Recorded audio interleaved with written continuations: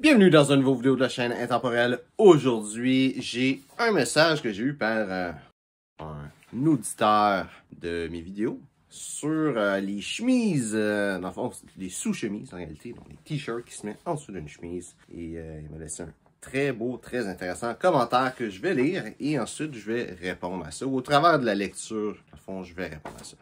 Donc, de ce que je vois chez les Américains, c'est plutôt divisé 50-50 entre eux qui en portent et ceux qui en portent pas, sous les chemises habillées. C'est avec le débat chez les Américains que j'ai commencé à constater qu'effectivement, la plupart des chemises habillées blanches sont portées par les hommes. Excusez-moi. Les chemises blanches portées par les hommes sont plutôt translucides au point où on peut apercevoir soit le ton blanc très accentué de leur t-shirt ou un ton blanc moins accentué s'ils sont sans t-shirt en dessous.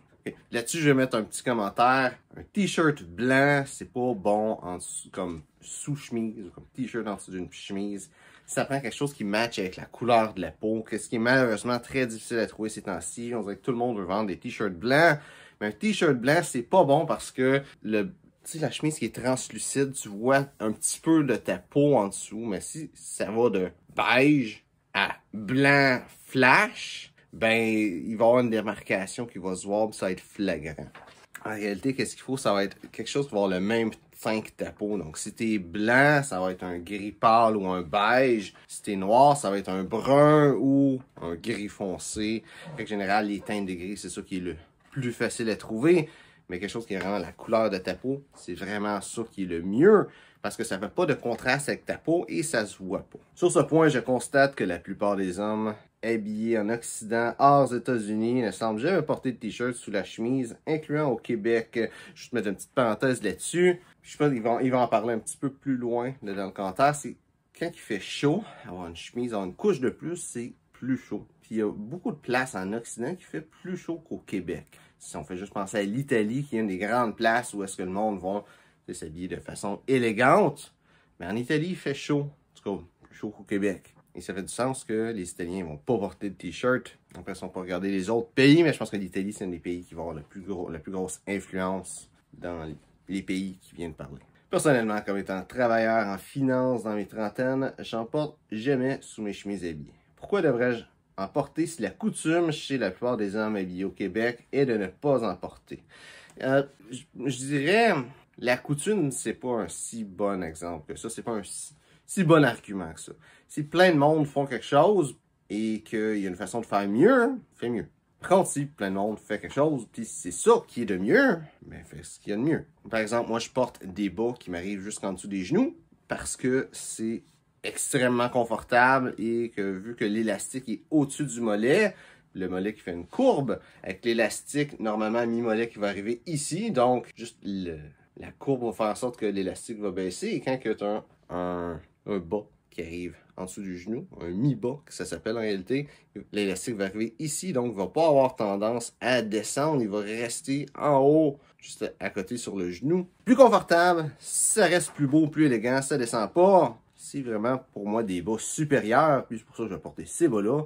Je vais revenir un petit peu plus sur un t-shirt en dessous d'une chemise, mais c'est aussi... Au final, si tu trouves que quelque chose est supérieur, c'est vraiment, ça c'est des détails, là, la hauteur de tes bas, si tu mets un t-shirt en dessous de ta chemise, c'est pas comme agencer sa cravate avec son veston, là, le monde ne va pas vraiment le voir, donc c'est vraiment sur ton confort personnel. C'est comme quel type de sous-vêtement qui est le meilleur sous-vêtement, mais c'est à toi de faire cette décision-là, de faire cette recherche-là. Je pense pas que c'est la coutume de qu'est-ce qu'il y a de populaire qui devrait affecté sur justement les choix de sous-vêtements ou de choses qui se voient pas beaucoup. Je l'avais déjà essayé quelques fois dans ma vingtaine avec un t-shirt de style Hanes blanc. Ce qu'on appelle les t-shirts Denver Hanes, c'est des t-shirts qui sont vendus spécifiquement comme sous-chemise. Au Québec, on le trouve entre autres chez Walmart dans la section des sous-vêtements. La plupart des t-shirts pas chers à 100% coton qui sont commercialisés comme des sous-vêtements ou undershirts en anglais et qui viennent en paquet 3, donne des coups de chaleur épouvantables sous les chemises. Moi, je suis pas d'accord avec ça. C'est sûr, l'été, oui. Le plus que tu as de couches, le plus tu vas avoir chaud. Comme présentement, là, on est le 8 septembre. On est comme en transition. Là, j'avais un veston par-dessus moi, je l'ai enlevé. C'est pour ça que j'ai pas de veston présentement dans la vidéo. Parce que j'avais chaud, je vais me rouler mes manches de chemise. Mais justement, j'avais chaud, je n'ai enlevé une couche. L'été, le mieux, c'est d'avoir le moins de couches possible. Et si tu arrives à un point où tu as chaud, le t-shirt, c'est sûr que c'est une couche de plus qui va pas respirer. Mais à l'opposé, l'hiver où il fait plus froid, ce t-shirt-là va être une couche de plus qui va te permettre d'être plus confortable. Sur ce point-là, moi, l'été, je porte pas de sous-chemise. J'arrête d'en porter. J'ai en réalité un set de chemises d'été qui sont en lin, qui respirent énormément, avec une coupe de polo aussi, et un set de chemises d'hiver qui sont en coton, que dans ce cas-là, oui, je porte un sous-chemise ou un t-shirt en dessous.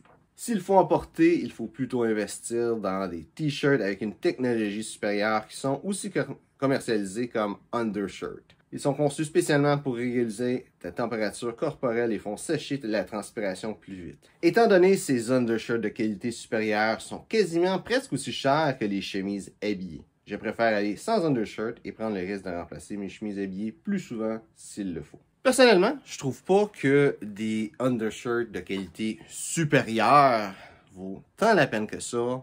Oui, je peux comprendre si tu décides de mettre des undershirts l'été. Là, oui, ça vaut la peine. Mais si tu veux juste les mettre l'hiver, un undershirt en coton bien ordinaire, ça fait le job. Ceci dit, si tu es quelqu'un qui sue beaucoup, ça peut être vraiment bon de ne pas avoir de undershirt cheap, d'aller dans quelque chose un petit peu plus dispendieux. Encore une fois, c'est à toi de décider qu'est-ce qui est le mieux pour toi. Personnellement, je vois pas encore un point où est-ce que les undershirts valent vraiment aussi cher que des chemises de qualité.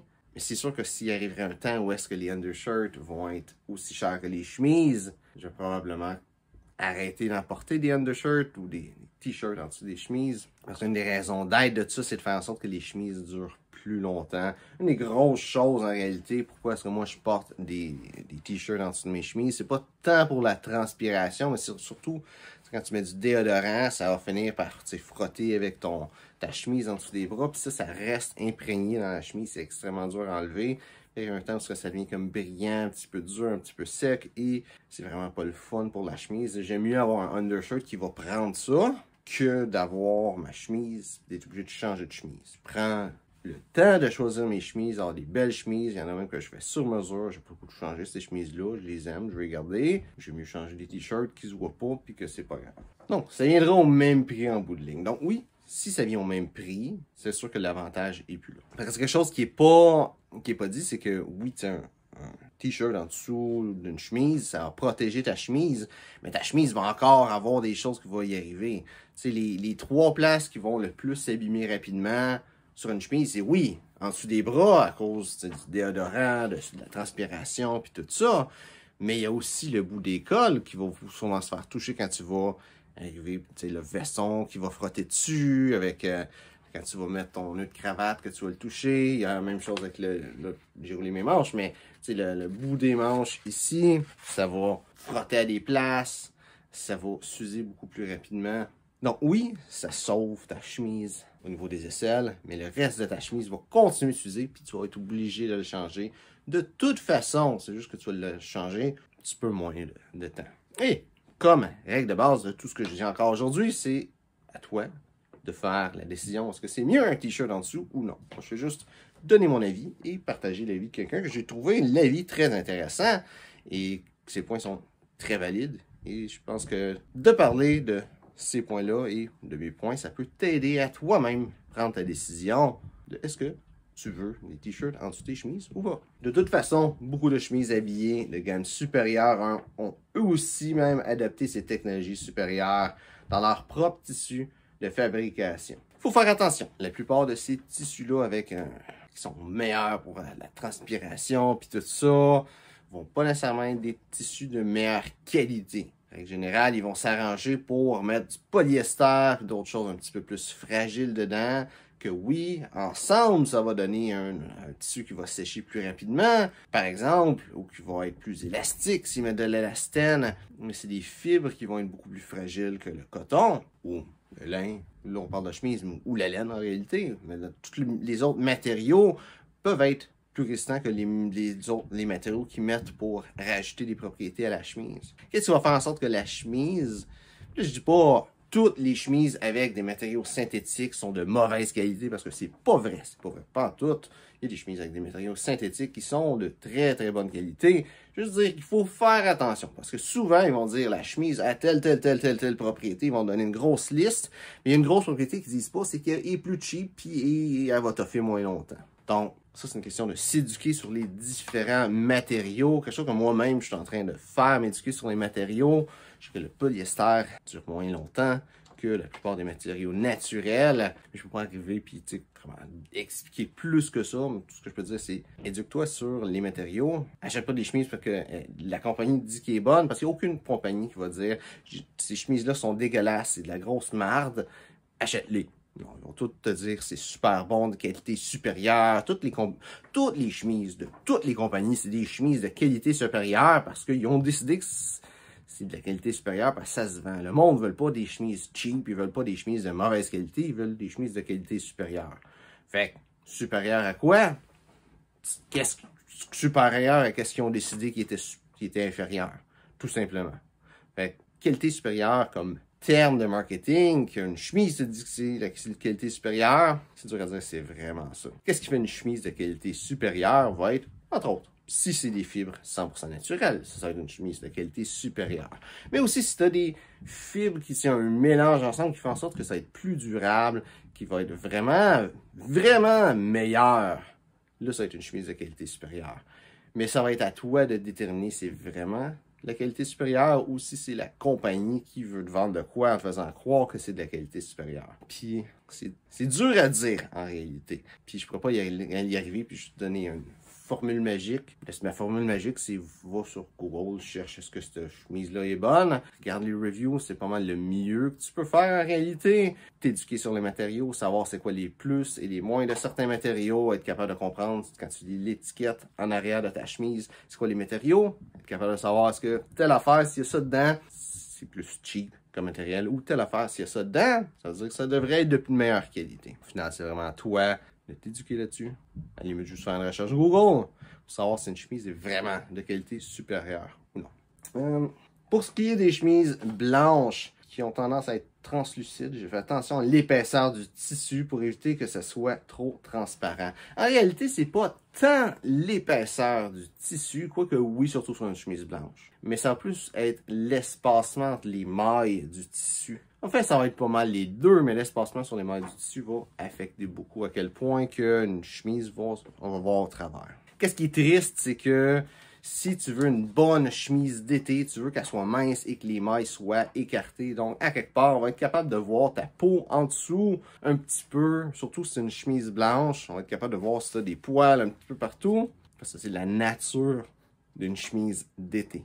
Une chemise d'été ou des vêtements d'été, tout simplement, c'est des vêtements qui vont faire passer l'air au travers pour que tu puisses rester au frais et être confortable quand il fait chaud. Donc, c'est sûr que la personne qui a fait le commentaire dit qu'il vit dans le monde, il travaille dans le monde des finances.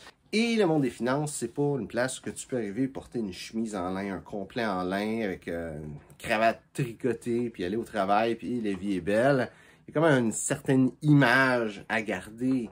Il y a beaucoup de milieux que c'est comme ça. Le milieu des avocats, entre autres, il y a une certaine image qui est à garder, que le monde s'attend que tu as l'air de telle affaire. Et c'est sûr que dans ces cas-là, tu as des choses que tu n'as comme pas le choix. Mais s'il travaille dans les finances, je sais pas qu'est-ce qu'il fait exactement comme job, mais règle générale, le monde qui travaille dans les finances travaille dans un bureau à l'air climatisé. C'est moins pire d'avoir une chemise qui n'est pas super l'été. Par contre, si tu vas à l'extérieur, puis tu vas dans un événement où il va faire super chaud, puis que tu n'es pas obligé d'avoir une image spécifique, juste mettre du lin, ça marche. Je pense pas qu'il y a de quoi de mal à ce que tes vêtements soient transparents. Pas transparents, mais tu sais, qu'on voit au travers. Au contraire, ça a des bénéfices. L'hiver, par contre, ça serait l'inverse. Tu veux pas. Tu veux que le tissu soit plus épais, qu'on voit pas au travers. Mais ça, je pense qu'on est vraiment sur un autre point en réalité. Je pense pas que le but d'un undershirt, d'un t-shirt que tu mets en dessous d'une chemise, c'est pour pas qu'on voit ton corps. Parce que techniquement, si tu as des vêtements qu'on voit au travers, c'est, quand on a des vêtements d'été, Donc, ce que tu vas faire, c'est porter un veston d'été, puis ça va vraiment plus cacher de partie de ton corps. Tu vas être quand même assez bien, assez confortable. Puis si tu n'as pas besoin d'être si élégant que ça, dans ce cas-là, le fait qu'on voit à travers ta chemise un petit peu, ça va pas vraiment être un problème. Donc, si c'est un problème, mets un veston en lin, par exemple. Si c'est soccer, quelque chose en laine froide. Si c'est pas un problème, mais rien, puis c'est pas un problème de toute façon. Pour ce qui est du contrôle de la transpiration, mon choix personnel est de raser le haut du corps, incluant les aisselles régulièrement. Je pense que c'est le poil incontrôlé qui crée le plus de chaleur corporelle, de transpiration, ainsi que les odeurs. Je sais que ça semble plutôt rigolo pour certains hommes. Par contre, je trouve que pour mon image, c'est plus propre lorsque je rase non seulement mon visage, mais aussi l'eau de mon corps pour contrôler la transpiration. Je pense que raser son corps, ça vient au même titre de est-ce que tu veux un t-shirt en dessous de ta chemise ou pas? Est-ce que tu veux des boxers ou des caleçons? Qu'est-ce que tu vas avoir comme sous-vêtements? Quel type de bas tu vas avoir? Ça relève tout du choix personnel. Pour qu'est-ce qui est de la sueur, tu sais, les poils, ça fait une couche de... Je vais donner un bon terme, mais tu sais, ça fait une petite couche de fourrure finalement entre qu'est-ce que tu portes. Donc, une couche de plus. Je pense pas vraiment que les poils vont vraiment arriver, à moins que tu sois extrêmement poilu, là. Je pense pas que ça va vraiment créer une certaine chaleur intense de plus. Je pense qu'il y a beaucoup d'autres façons que de se raser qui vont réguler ta température. Mais c'est pas la seule. Ça aussi, ça peut en être une. Encore une fois, ça relève de toi. Est-ce que tu penses que ça vaut la peine ou non de se raser le corps? Personnellement, moi, je me rase pas et je trouve d'autres solutions. J'aime beaucoup les chemises en lin, j'aime beaucoup. Le lin, c'est un matériel extraordinaire que le monde porte pas assez, qui est super bon quand il fait chaud. C'est comme si tu étais tout nu. Le vent passe au travers, puis ça te fait de l'ombre. C'est juste parfait. Mais au final, moi, comme j'ai dit, je porte des chemises d'été en été et pas de t-shirt parce que je veux que l'air puisse passer. Et je trouve ça très important d'être confortable. C'est une des choses les plus importantes quand on s'habille. Tout court, mais même avec le style classique masculin. Tu veux être confortable. Tu veux pas arriver à avoir un complet, te mettre à suer, puis sentir mauvais. Il n'y a personne qui veut ça. Donc, l'été, t'es mieux d'avoir des matériaux plus confortables. Pas de t-shirt en dessous, le moins de couches possible. C'est ça qui est vraiment l'idéal. Après ça, c'est sûr que certaines fois, tu as des choses que ça ne marchera pas. Par exemple, si tu es dans le milieu des finances, si tu es un avocat, tu peux pas avoir une chemise en lin toute fripée, avoir les manches retroussées, 3-4 boutons de défait. Puis, oui, être super confortable, mais pas avoir l'air de qu'est-ce que tu es supposé d'avoir l'air. Il y a un juste milieu à avoir dans tout, spécialement si tu as des obligations de t'habiller de telle ou telle façon. Mais au final, ça va être à toi de vraiment trouver c'est où ce juste milieu-là. Comme j'ai dit personnellement, moi, je ne mets pas de t-shirt l'été parce que je veux que l'air passe et je suis pas dans un milieu où est-ce que j'ai une obligation de m'habiller si formellement que ça, juste que ce que je porte présentement, par exemple, ça fait la job. Donc, je reste avec le style que j'ai. L'hiver, je mets des t-shirts gris en dessous de ma chemise parce que ça me garde un petit peu plus au chaud parce que il fait froid l'hiver, l'automne, le printemps. Je porte ça, plus confortable, ça garde les chemises plus belles, plus longtemps, surtout au niveau des aisselles. Quoique, en règle générale, je vais porter un veston, pas nécessairement à l'intérieur par contre, mais tu sais, en règle générale, je vais porter un veston, fait que c'est pas si pire que ça se verrait pas tant que ça. Et de toute façon, une chemise, là, c'est un sous-vêtement.